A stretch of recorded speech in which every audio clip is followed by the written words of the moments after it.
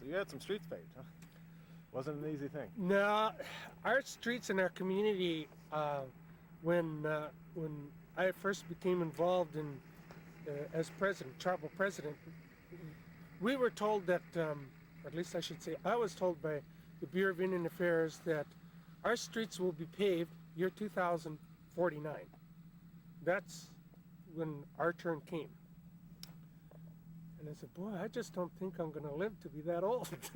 or live to be around 2049. And I said, boy, I got to do something about it. So what I did is I spoke to my brother who was in the House of Representatives, and I said, Bill, we just got to have our streets paved in our community and see if we can get us some money. So he managed to get $72,000 from the state of Alaska to begin the development, the paving of our streets. And I think that was my first year tribal president, and I spoke to the mayor then, who was Mayor of Forest DeWitt, and I said, you know, I'm of the opinion that I believe that if we can get the state of Alaska to design all the roads in our community, I can take those designs and plans to the Bureau of Indian Affairs and have them pave it. Naive as I was then, I firmly believed it. And so out of numbers of meetings that I've orchestrated with the State Department of Transportation and also the Bureau of Indian Affairs roads, finally, after a couple of years of doing this,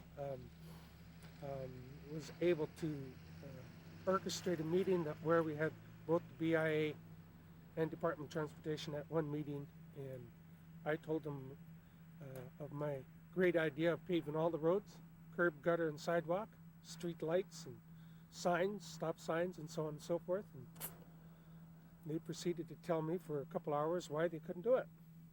And then after each told me why they couldn't do it, I said, well, now let's talk about what we can do. And to make a very long story short, the state kind of stepped up to the plate and said, we're going to do this, we'll agree to do that. And they committed about $875,000 to the project. And at that point, I just turned to the Bureau of Indian Affairs and said, well, if they can commit $800,000 to the project, least you could do is commit $1 million. Took them about 30 seconds, and they committed $1 million to the project, and we went from our paving project to be done in year 2049 to having it complete in 1998. That was kind of pretty exciting. So that's how we were able to secure this particular paving project.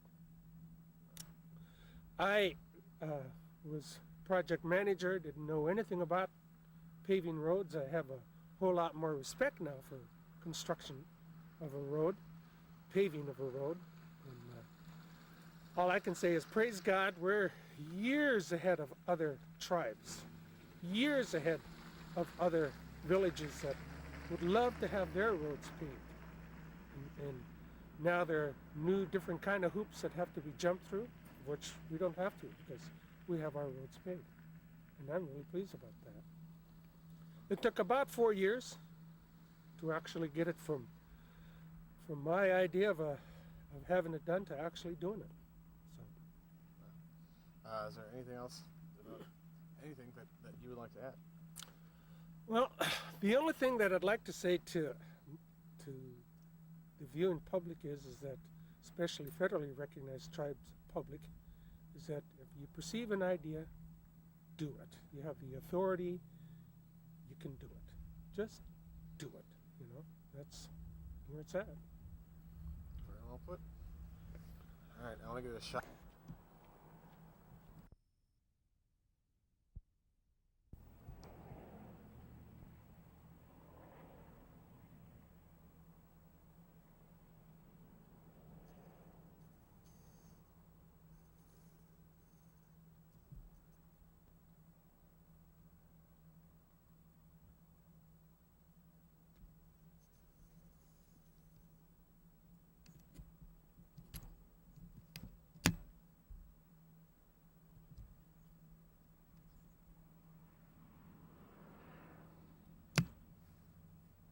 Okay.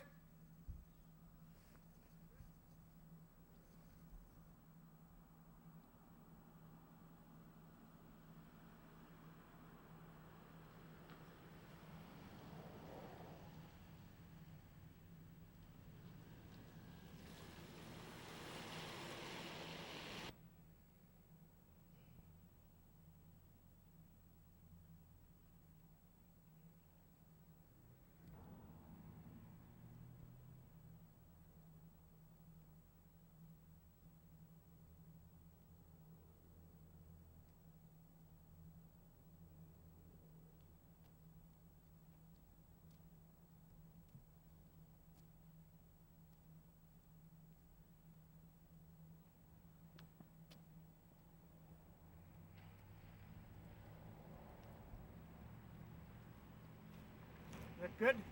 That's good. Great. And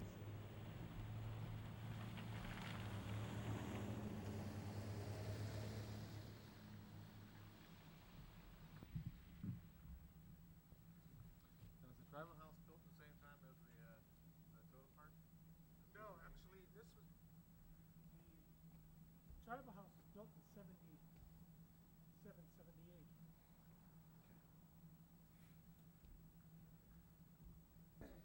So did you play rock, paper, scissors?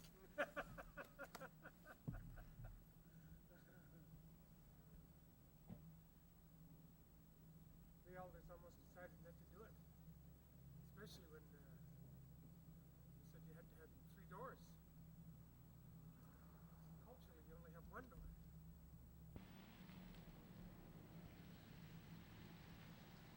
And see, this is a historic site.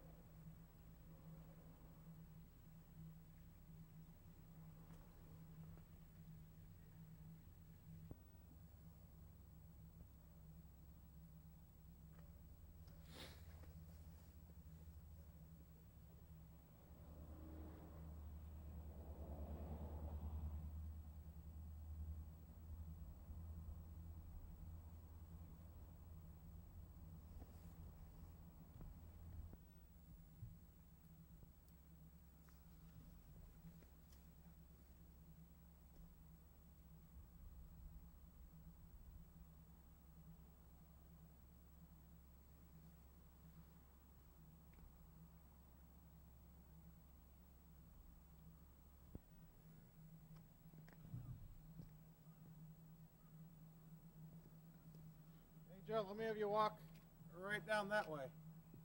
Just look, just that way, looking straight ahead.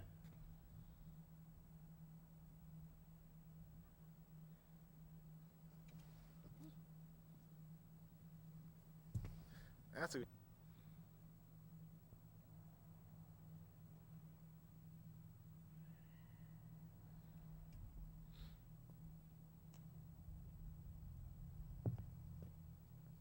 all right. That's Come on. Come on. Come on, you gorgeous little girl. Grandpa's big baby. Your socks, your boots, Deb. Yeah, she has to wear boots. Yeah, we'll bring her in first.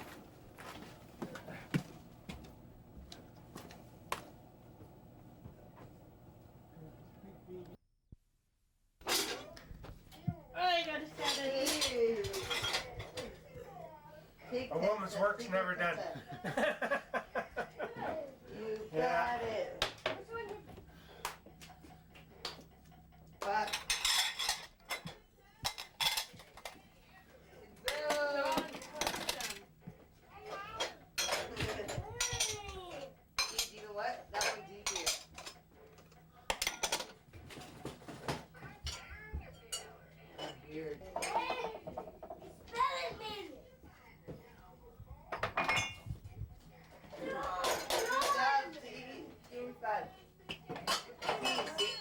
Say hi.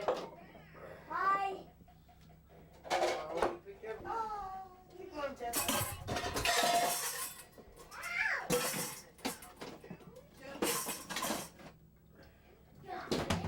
You got it.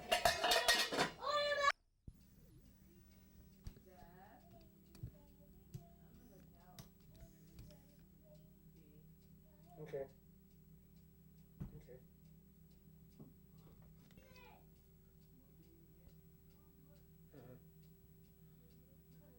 All right. Very good, sir. Well, thank you very much. Appreciate it. Let's take your coat off. Stick around for a while. Okay? That's a good idea? That's a good idea?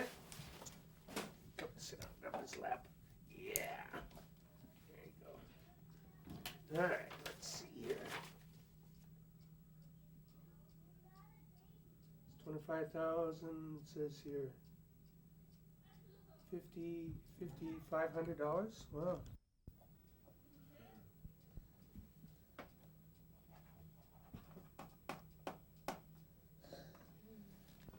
Wait, you want?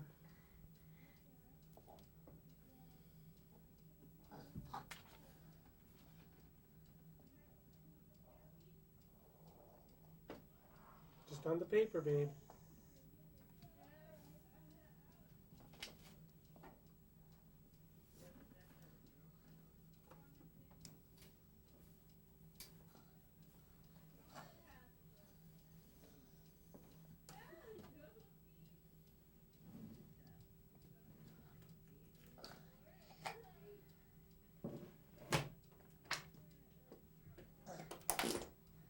Ooh, sicko. I think you should go pee, honey.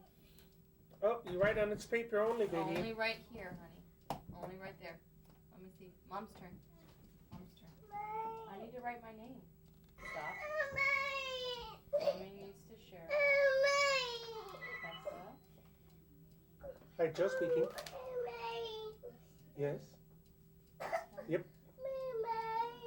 Yes. Okay. All done. Mommy's all done. Boy. Yeah, she said she'll feed him. Yeah, 9:30 next to once.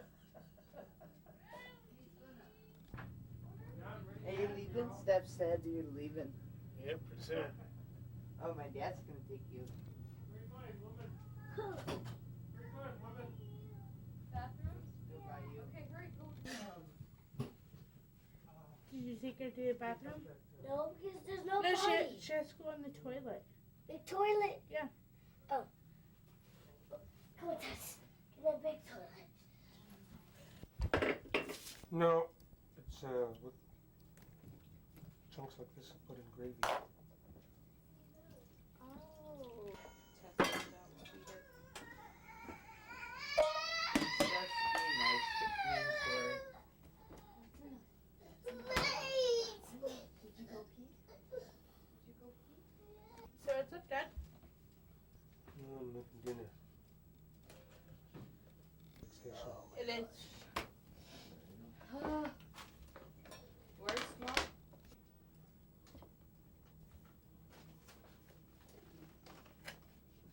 We did. That's yours. It was absolutely gorgeous. I went over there when Mine's over there. Lucas was still there, Mm-hmm. and I went to Jill, and she was making this absolutely. I mean, you Tell me want. how many kids Well, you have. we Actually, we got I have home at, like, 6 3, kids, 4 boys, and 2 we girls. there, Um, we 3 left boys here at are 3:15, now so out of the between house. 3 and 3:30. The oldest is married. His name is I told Nicholas. everybody, just ring, He's ring, ring, ring. 23. Actually, first it was Christopher really busy. It was is busy going to for like 2 school minutes, in, and then out it of just rang, Washington, rang. Seattle area, and then Joe is presently, Christopher's I think 23 or 22, and Joe's 21. He was attending Fort Lewis in Durango, Colorado, but Oh, are you at Joe's? is a foreign exchange student now in Costa Rica. And then Stephanie, who is attending her final year at high school here in K-High. She's 20. And then Elizabeth is 17. She's a senior. And then Jonathan, who is 15, is a freshman. So we have 4 boys, 2 girls. Mhm. All right. That's good. Don't think anything. Her, and this is her daughter. What? Wow, yeah. That was up there to see. Yeah. So you can see Yeah. the definite. It's okay. I wasn't really trying. Oh, here's another good shot. This is Elizabeth. Here, Why? take a look at Tessa now, man. You just know that's Elizabeth. Of Elizabeth when she was 1. Tessa, you know it's the same person.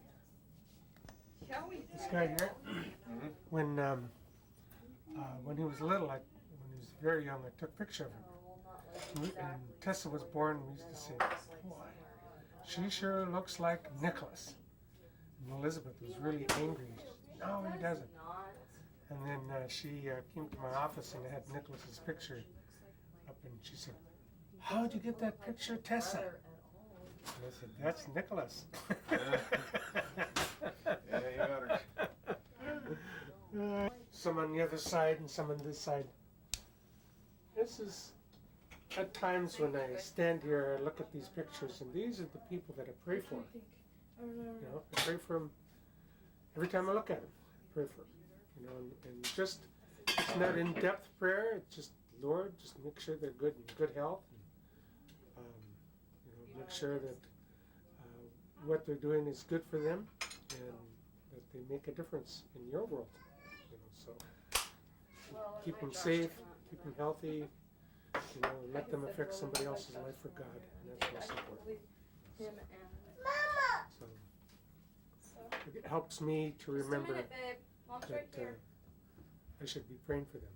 You know, and that's what I do. Hot dog, yeah. Looks kind of cluttered, but Just a minute, babe. certainly helps me pray for them. So What? yeah. Sorry. Hi, baby face. And a hot dog? Yeah. Can we go get tea? Go tell T, time to eat. Maybe what you're watching, you dork. Grandpa's gonna put you up Stop. so you can eat. You need to go Okay. sit in your seat, please. Come on.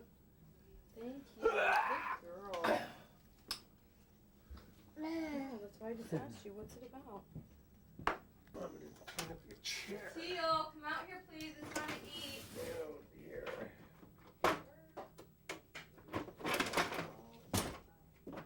Stay there for a minute, baby.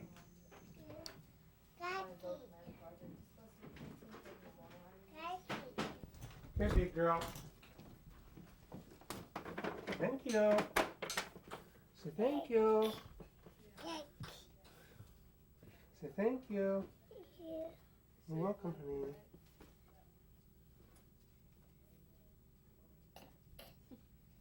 There. Here you go, babe.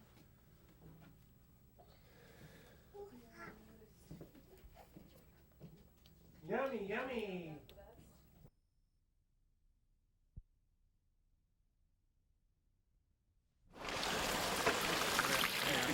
Okay, So I can check that microphone at the same time. okay.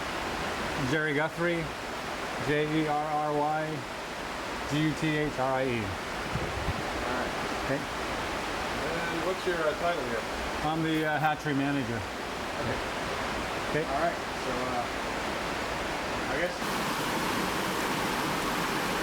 They're one of the predators that come around here. It's the so small, and they'll swim through the water. And doesn't matter winter, summer. Have a beautiful song too. so start me on the tour. What do we got here? Okay, I can start you with what we do here is we raise 4 different kinds of fish here. We do 100,000, or we try for 100,000 king salmon, 150,000 coho salmon, about 8,500 steelhead, and 13,000 rainbow trout. And they all have their own specific areas that we release them. All the king salmon go down Ketchikan Creek. We just let them right out into the creek. 60,000 of our coho also go down Ketchikan Creek. The other 90 go out to Ward Lake. We bring them out there in the fall time, and it only takes a month to imprint on the site, so they're there until spring and they let themselves go, but when they come back, they won't come back here. And then the steelhead are all down Ketchikan Creek, and the rainbow trout we release in 2 different lakes, Carl Long Lake and Harriet Hunt Lake. And they of course stay as resident fish. We keep about 2,000 of the rainbow trout, and we have the Forest Service sponsors a kids derby in second Saturday in June, and we hold on to them for 2 years. They buy them from us. It's one of our few funding sources here at the hatchery. And that's about it. That's what we do here. We tag of our 90,000 that we release at Ward Lake. We tag 30,000 of them. Those are coho, and the coho that we release here, we do 20,000, and the kings that we release also we do 20,000 tags. So, and that's our little tag shed right there. What did the tags tell you? They'll tell us the species of fish, release times, and it's also a tool for the Alaska State Fish and Game for management tool. So we fin clip only all the rainbow trout and steelhead, and they don't do any sampling on that, so it doesn't do us any good to put a tag in them. So. Yeah, when you fin clip, you just take a piece out of We cut off the adipose fin, which is semi-useless fin. It's like a fatty. It doesn't do anything for them. It doesn't hurt them to lose it. And it is required to, if you put a coated wire tag in the fish, it's required that you cut the fin off. It's the only external marking on that. Fish and Game also does sampling in the commercial and sport fisheries, and that's the only thing they can tell that it's a tagged fish. It doesn't necessarily mean it's a hatchery fish, because Fish and Game also goes to local streams and captures and tags fish, wild fish there too. So. What's this here? Well, we're looking at what we're looking at right here is our 2 raceways, and if you look down here, we have our V, which is where our fish, adult fish, are returned to. We put a weir across the creek, and it blocks any further upstream travel for the adult salmon or steelhead. And since they want to continue traveling upstream, our outflow comes right down here. They travel along the weir, come up our water, and we step them into these 2 raceways here. The one on the left being the capture, and the one on the right being the holding for the king salmon. So once I've captured them, I'll sort them into the far raceway and wait until they ripen up, and then I'll do my egg take then. So.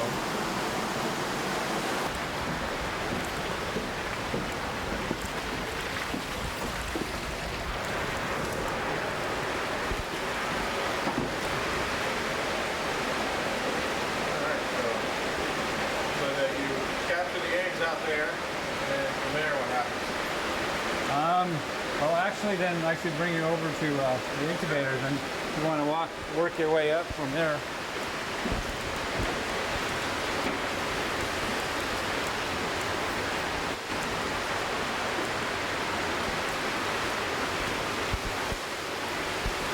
Might be a little different lighting in here.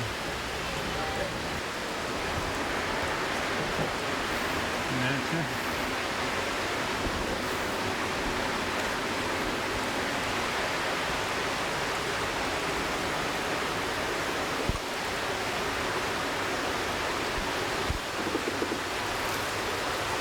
We have here is coho eggs taken last November. If you look real close, you can see they have little eyes in them. We are in a cooperative agreement with another hatchery, the Whitman Lake Hatchery, in which they hold our adult cohos for us. And when they've ripened, we go out there, retrieve eggs and milk separately, and bring them back here and fertilize and incubate them. Right now there's close to 180,000 eggs in 35 trays.